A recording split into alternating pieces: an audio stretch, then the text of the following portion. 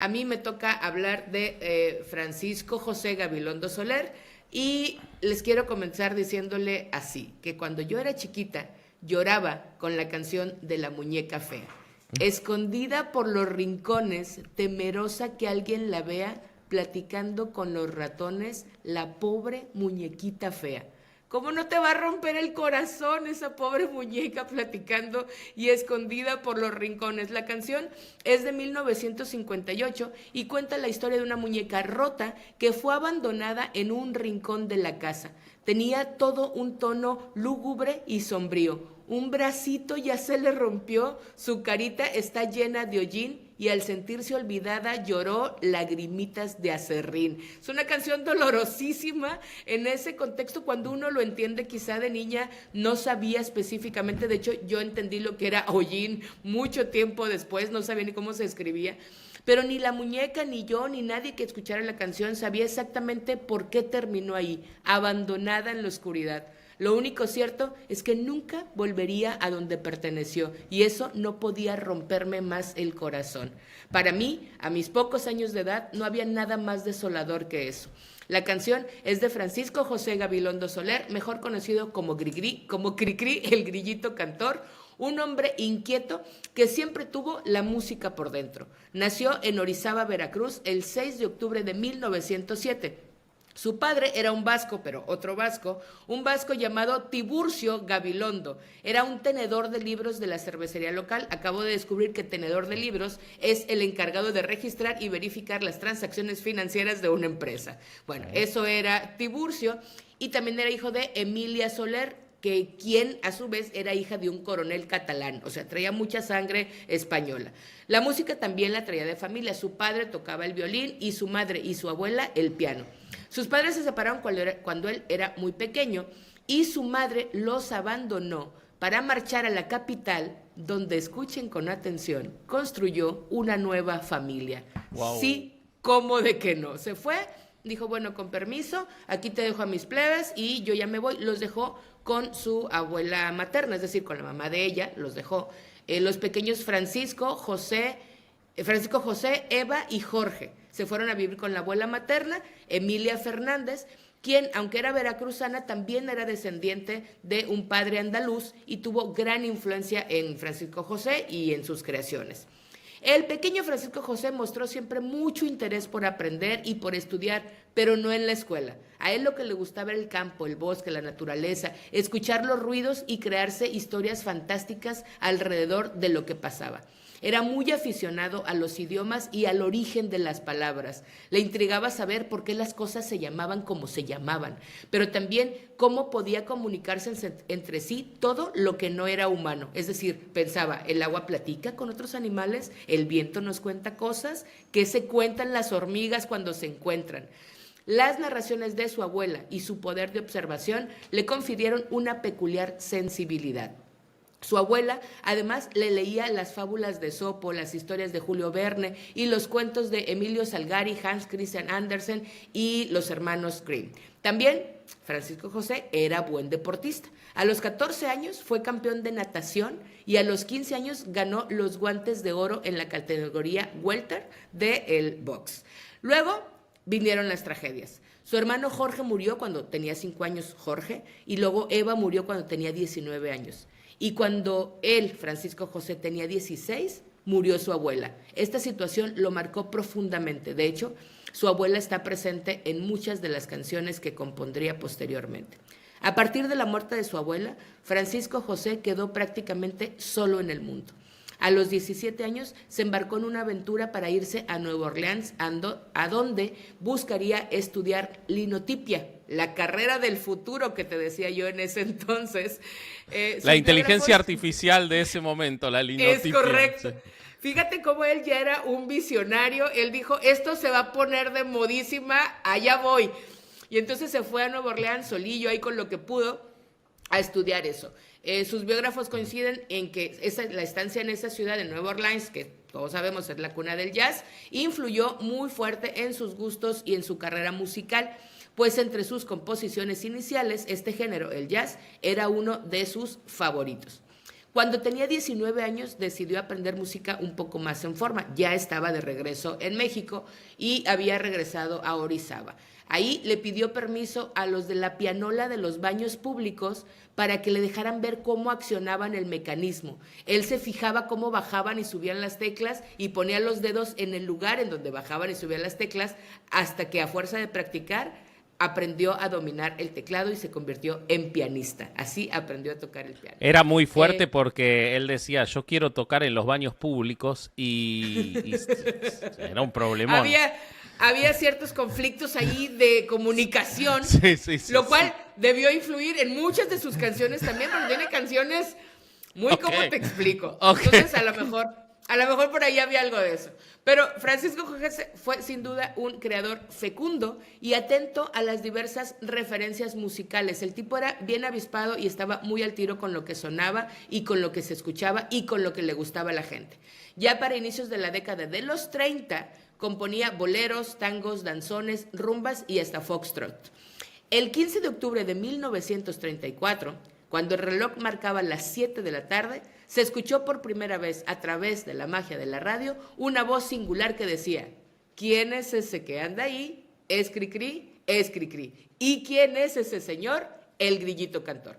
Ese fue su primer programa al aire en la XEW. Había sido invitado por Emilio Azcárraga Vidaurreta, o sea, el abuelo del Emilio Azcárraga que conocemos. Es papá de Emilio Azcárraga Milmo.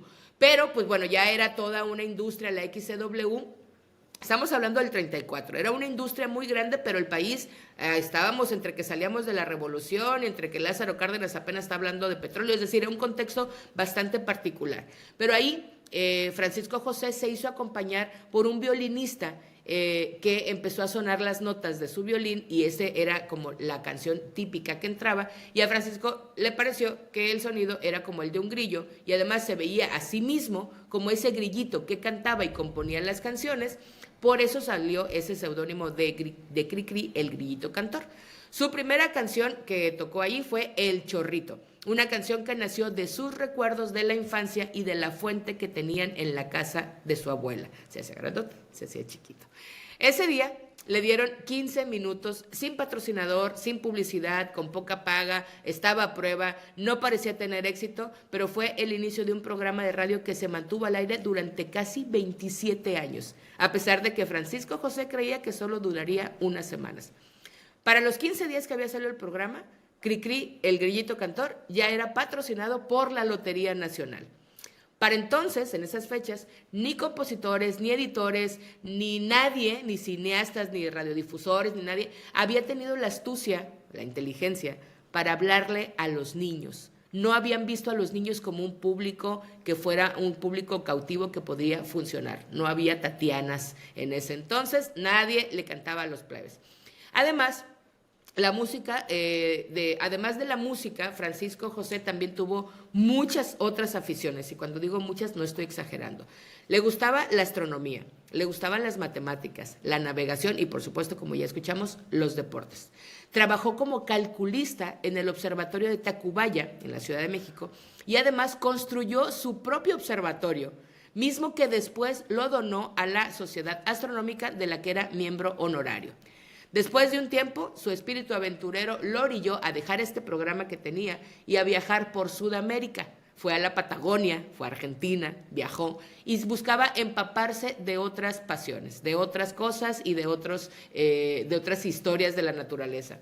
Siempre le gustó mucho el mar y entonces, como además era astrónomo, porque astrólogo no, se ponía a ver el cielo y a disfrutar de su libertad. Consideraba que ver a un astro a través de un telescopio era todo un espectáculo.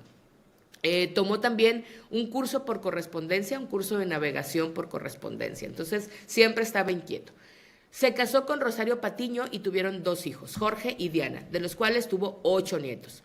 Aunque se divorció de Rosario, su amistad continuó con ella y de hecho ella era su publirelacionista. Después se casó con Ivette, con quien también tuvo 2 hijos, Francisco y Andrea, y al final de su vida vivió con Gloria Gallegos, con quien tuvo un hijo más, Tiburcio. Formó un grupo de jazz y luego empezó a componer canciones románticas y también picarescas que se entonaban en las carpas y en los cabarets.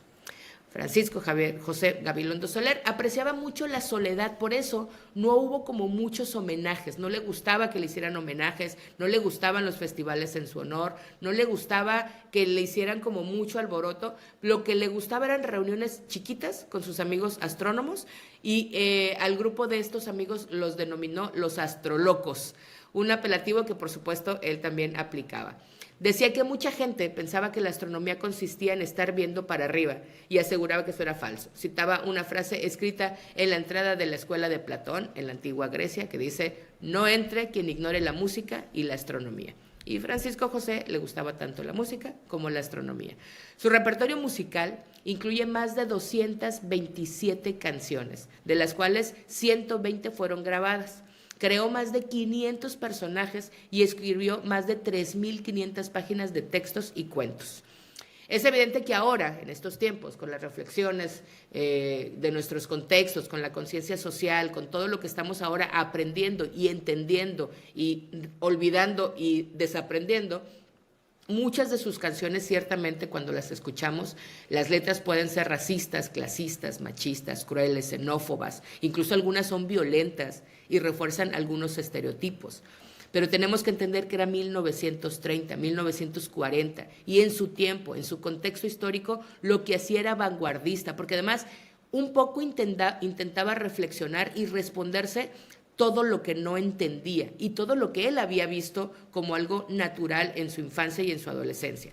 Una de sus canciones que más ha sido cuestionada últimamente es la del Negrito Sandía, que es un niño muy grosero, pero a quien van a educar a punta de garrotazos. Le van a dar garrotazos su tía, que también es afromexicana, porque además, acuérdense que él es de Veracruz y en Veracruz hay mucho afromexicano. Es racista, sí, la canción es cruel, pero era 1940. Y en Veracruz la presencia de las y los afromexicanos siempre fue invisibilizada, de hecho, todavía sigue siendo muy invisibilizada. Hay otra canción que se llama La Negrita Cucurumbé, y ella, que por supuesto me cantaban cuando era chiquita, y ella no quiere ser negra, ella quiere ser blanca como la espuma del mar. Y de repente un pez con bombín se acerca y le dice, pero válgame señor, pues ¿qué no ves? Que así negrita, estás bonita, negrita cucurumbea. Y ahí es donde lloré porque dije, no mames, sí me acuerdo de esas canciones que me cantaban mis tíos y cómo era importante esta visibilización de algunas cosas. Era como, sí eres negrita, pero eres bonita, ¿no? Francisco José trataba de hacer con sus herramientas emocionales y con lo que tenía un poco la reflexión. Claro. Porque le cantaba a este racismo estructural, pero también había intentos de decir, híjole, pero creo que esto no está mal, no está bien, ¿no?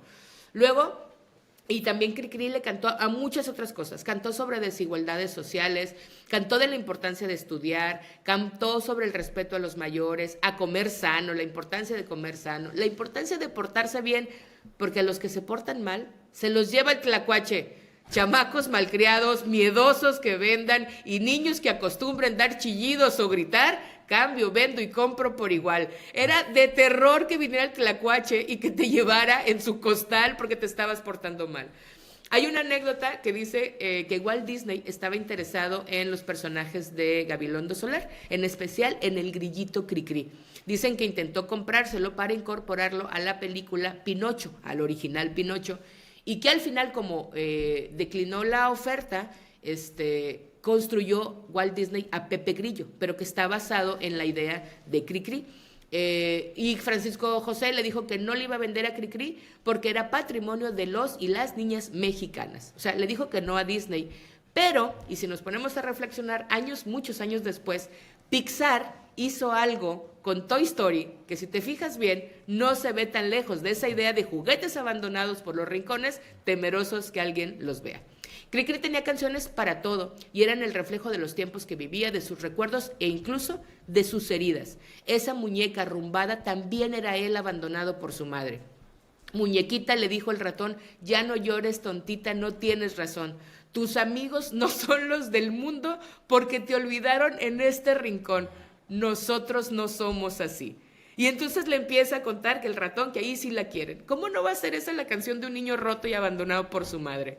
Y aparte tenemos Di por qué, di mi abuelita, que es evidente que muestra el amor que tenía esa mujer que también tuvo que lidiar con sus propios dolores. Recordemos que esa abuela es la mamá de Francisco José, es decir, es la mamá de la mujer que se fue y abandonó a su familia e hizo otra familia. También a ella la abandonaron.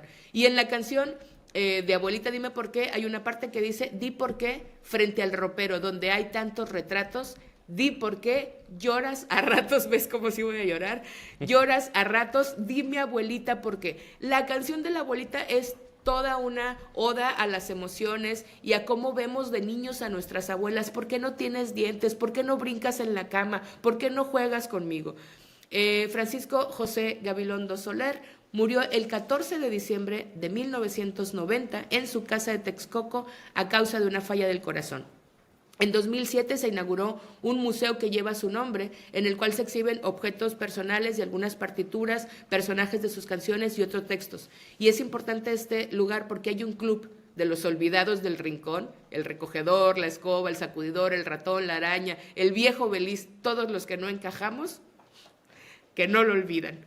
Y acuérdense que si algún día, y voy a llorar otra vez, es que neta la muñeca fea era muy triste, que algún día sienten que son esa muñeca fea, también yo te quiero y te quiero feliz. Esa es Francisco José Gabilondo. Muy lindo. Basta ya, deténme.